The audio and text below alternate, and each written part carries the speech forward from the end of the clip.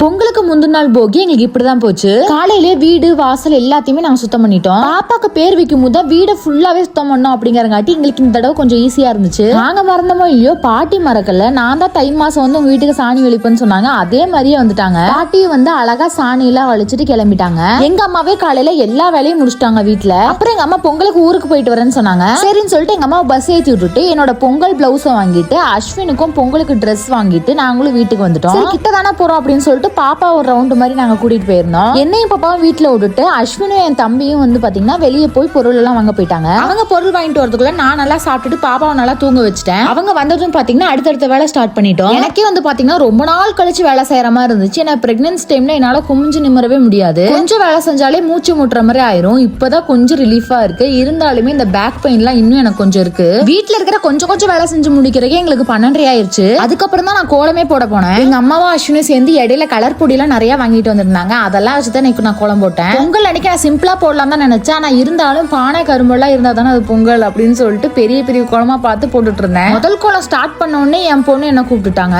அப்புறம் அவங்களுக்கு போய் ஃபீட் பண்ணிட்டு அவங்களை தூங்க வச்சுட்டு திருப்பி வந்து கோலம் போட்டுட்டு இருந்தேன். ஒரு வழியா சக்சஸ்ஃபுல்லா இந்த ஃபர்ஸ்ட் கோலத்தை நாங்க முடிச்சிட்டோம். இந்த ஃபர்ஸ்ட் கோலத்துல ஒரு விஷயம் இருக்கு. என்னன்னு சொல்லிட்டு தெரிஞ்சா மறக்காம கமெண்ட்ல சொல்லுங்க. இது வந்து அஸ்வின் கொடுத்த ஐடியா தான். இந்த கோலத்தை பார்க்கும் போது 2026 வந்துருச்சா அப்படின்னு தோணுது. அப்புறம் அதை முடிச்சுட்டு நாங்க செகண்ட் கோலத்துக்கு போயிட்டோம். என் ஹஸ்பண்ட் இந்த ஒரு கோலம் மட்டும் போதும்னு சொன்னாரு. ஆனா அந்த வாசலும் வெறிச்சோடி கிடக்கு அப்படின்னு சொல்லிட்டு நான் அந்த சைடுமே கோலம் போட்டேன். அந்த சைடுமே பொங்கல் பானை இருக்கணும்னு சொல்லிட்டு சிம்பிளான ஒரு கோலம் தான் போட்டிருந்தேன். அப்புறம் நான் இந்த இனிய பொங்கல் நல்வாழ்த்துக்கள் எழுதுவேன்னு சொன்னேன். என் ஹஸ்பண்ட் ஒரே சண்டை, அதெல்லாம் எழுத வேணா நல்லா இருக்காது அப்படின்னு சொல்லிட்டு. ஆனா நான் கடைசி வரைக்கும் விடவே இல்லை. சொன்னதை செஞ்சு முடிச்சுட்டு தான் வந்தேன். வெற்றிகரமா 2 கோலத்தையும் போட்டு முடிச்சிட்டேன். எப்படி இருக்கு அப்படின்னு சொல்லிட்டு மறக்காம கமெண்ட்ஸ்ல சொல்லுங்க. எந்த கோலம் பிடிச்சிருக்குன்னு சொல்லுங்க. அடுத்தது பொங்கல் மினி vlogல பார்க்கலாம். இந்த வீடியோ உங்களுக்கு பிடிச்சிருக்கும்னு நினைக்கிறேன். இந்த மாதிரி மோர் வீடியோஸ் பார்க்க சார்ல்ஸ் லைஃப் ஸ்டைலை மறக்காம சப்ஸ்கிரைப் பண்ணி வச்சுக்கோங்க. பாய்.